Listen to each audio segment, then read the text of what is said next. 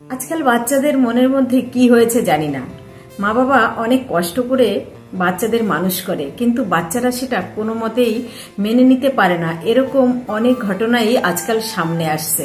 এই কদিনের একটা ঘটনা আগে, যে একটা মেয়ে 13 বছর যার বয়স, সে কি করে তার মাকে খুন করতে পারলো।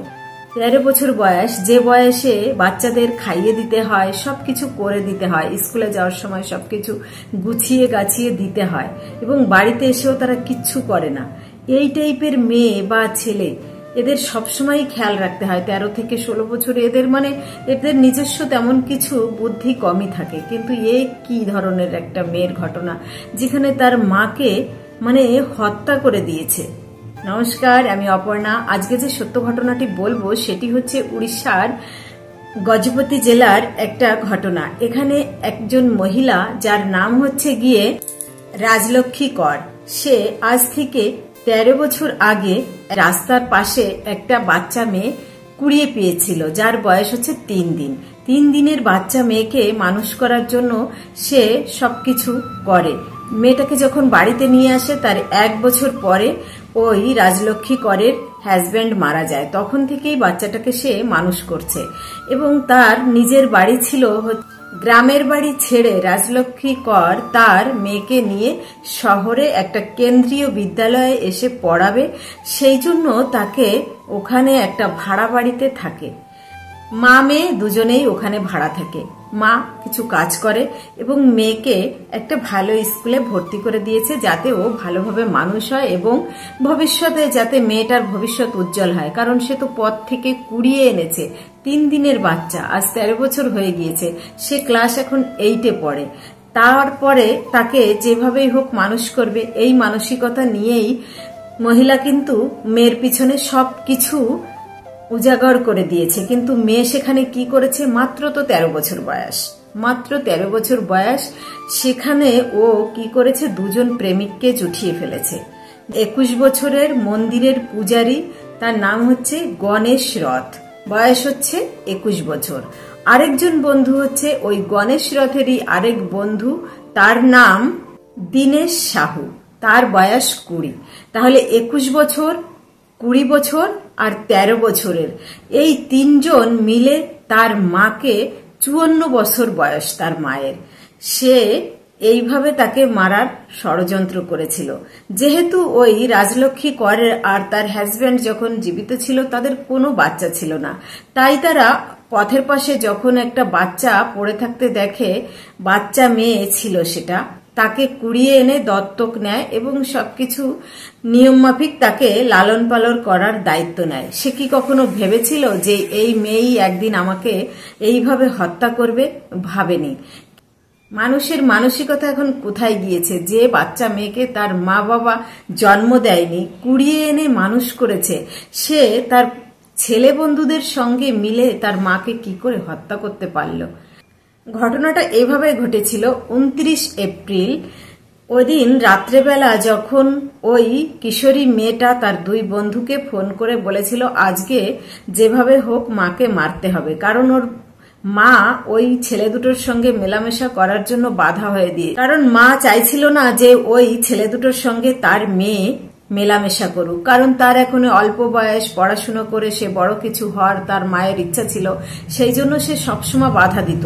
তখন ওই ছেলে দুটো, যে মেয়েটার বন্ধুরা, ওরা বলে যেভাবে হোক মাকে সরিয়ে দিলে তাহলে আমাদের আর মেলামেশা করার কোনো বাধা থাকবে না, তাহলে কিভাবে মারা যায় সেই প্ল্যান করেছিল। 29 এপ্রিল সন্ধ্যার সময় যখন খাবার খায়, তখন ওই মেয়েটা কি করেছে, ওর মা ওই রাজলক্ষ্মী করের খাবারের মধ্যে ঘুমের ওষুধ মিলিয়ে দিয়েছিল। যখন ওই খাবার খেয়ে ওর মা একদম ঘুমে বেহুশ হয়ে গিয়েছে, তখন ঘরে গিয়ে শুয়ে পড়েছে। শুয়ে পড়ার সঙ্গে সঙ্গে প্রচন্ড বেহুশ ভাব এসে গিয়েছে। তারপরে মেয়েটা কি করেছে, ওর ওই বন্ধু, ওই যে গণেশ রথ আর হচ্ছে দীনেশ সাহু, এদের ডেকেছে। এদের ডেকে আনার পরে কি করেছে, ঘুমন্ত অবস্থায় ওই রাজলক্ষ্মী করকে 2 জনে হাত চেপে ধরেছে আর মুখে বালিশ দিয়ে চেপে ধরেছে, যাতে যতক্ষণ না রাজলক্ষ্মী কর তখন বাধা দেওয়ার চেষ্টা করেছিল, কিন্তু সে তো এখন ঘুমে অচেতন, কারণ অতগুলো ঘুমের বড়ি খাইয়ে দিয়েছে। তারপরে কি করেছে, ও ওইভাবে মুখ চাপার ফলে মারা যায়। রাজলক্ষ্মী কর যখন মারা যায় তখন ওই মেয়েটা বুদ্ধি করে কি করে যে ওই বন্ধুদের সরিয়ে দেয়। সরিয়ে দেওয়ার পরে চিৎকার শুরু করলে যে পাড়া প্রতিবেশী সবাই আসে যে একটা ছোট মেয়ে আর তার মা একসঙ্গে থাকে, দেখি তাহলে কি হয়েছে। সব প্রতিবেশীরা যখন দৌড়ে আসে তখন দেখে কি যে ওর মা একদম কেমন মরার মতো হয়ে পড়ে আছে। মেয়েটা সঙ্গে সঙ্গে বলছে আমার মায়ের হার্ট অ্যাটাক হয়েছে, সঙ্গে সঙ্গে তোমরা চলো আমার সঙ্গে হসপিটালে যেতে হবে। প্রতিবেশীরাও ভেবেছে, আর আগে থেকেই জানতো ওরা যে ওর মায়ের হার্টের অসুবিধা আছে এবং ওষুধ খায়, সেই জন্য প্রতিবেশীদের মনে অতটা খটকা লাগেনি। ওরা ভেবেছে চলো তাহলে হসপিটালে নিয়ে যাই। প্রতিবেশীদের নিয়ে ওই মেয়েটা কি করেছে, 13 বছরের মেয়ের মাথায় এত বুদ্ধি কি করে আসছে কে জানে। তারপরে ওদের সবাইকে নিয়ে উড়িষ্যার যে হসপিটাল আছে সেখানে নিয়ে যায়। সেখানে গিয়ে মেয়েটা কান্নাকাটি করে ডাক্তারবাবুদের বলে যে ওনার হার্ট অ্যাটাক হয়েছে, মারা গিয়েছে কিনা একটু দেখেন, কারণ আমার মায়ের আগের থেকেই হার্টের অসুবিধা ছিল। এবং সঙ্গে সঙ্গে ডাক্তারবাবু দেখে বলে যে হ্যাঁ মৃত। তখন আর ডাক্তারের মনে সন্দেহ হয়নি, কারণ একটা 13 বছরের মেয়ে, সে নিশ্চয়ই কোনো বাজে কিছু করতে পারবে না, যেহেতু তার বাবা নেই। সেহেতু মাকে আর নিয়ে ওই বাচ্চা মেয়েটাই ছিল যখন, তখন ডাক্তারটা আর কিছু না করেই ওদের বাড়িতে ছেড়ে দেয়। তখন মেয়েটা কি করে তার পোরেলখি মন্ডি সেইখানে ছিল এতদিন ভাড়া, এখান থেকে ওদের গ্রামে যে বাড়ি ছিল সেইখানে নিয়ে যায় এবং উড়িষ্যার সেই গ্রামে গিয়ে ওর মাকে জ্বালিয়েও দেয়। কোনো কেউ মানে এখানে বুঝতেও পারেনি যে মেয়েটা এত দূর ষড়যন্ত্র করতে পারে, কারণ ও তো ছোট একটা মেয়ে। সবাই ভেবেছে 13-14 বছরের মেয়েদের কোনো বুদ্ধি হয় নাকি, কি করবে, অসহায় হয়ে গিয়েছে। আরো যেহেতু ওর মা বাবা আগেও ছিল না, এখানে মা বাবার সুখ সবকিছুই পেয়েছে, কিন্তু সেখানে ও যখন মাকেও হারিয়ে ফেললো, বাবা তো অনেক আগেই 1 বছর বয়সেই চলে গিয়েছে। মেয়েটার প্রতি আরো সবাই দুঃখ সমবেদনা জানাচ্ছে, কিন্তু মেয়েটাই যে এর কালপিট সেটা কেউ ভাবতে পারেনি। তারপরে যাক মেয়েটা পুড়িয়ে টুড়িয়ে চলে আসার পরে প্রায় 2 সপ্তাহ হয়ে গেছে, মানে 29 এপ্রিল আর এ হচ্ছে 14 মে।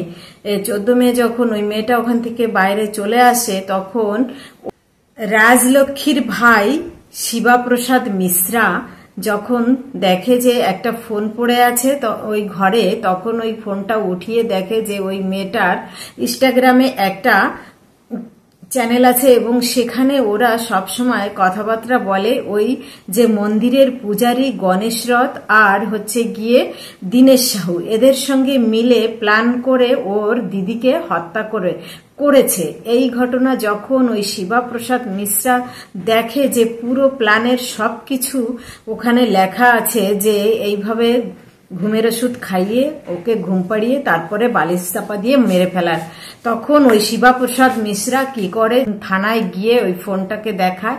তারপর সেই অনুসারে পুলিশ কি করে, 14 মে গজপতি থানার পুলিশ এসপি যতীন্দ্র কুমার পান্ডা তখন সবকিছু খুঁটিয়ে খাটিয়ে দেখে যে 14 বছর আগে রাজলক্ষ্মী কর আর তার হাজবেন্ড ভুবনেশ্বরের রাস্তার পাশে একটা 3 দিনের বাচ্চা মেয়ে পড়ে আছে এবং সেখান থেকে সেই বাচ্চা মেয়েটাকে তুলে এনে এতদিন মানুষ করেছে এবং 14 বছর মানুষ করার পরে তারপরে সেই মেয়ের হাতে 54 বছর বয়সী রাজলক্ষ্মীকে মৃত্যুবরণ করতে হলো।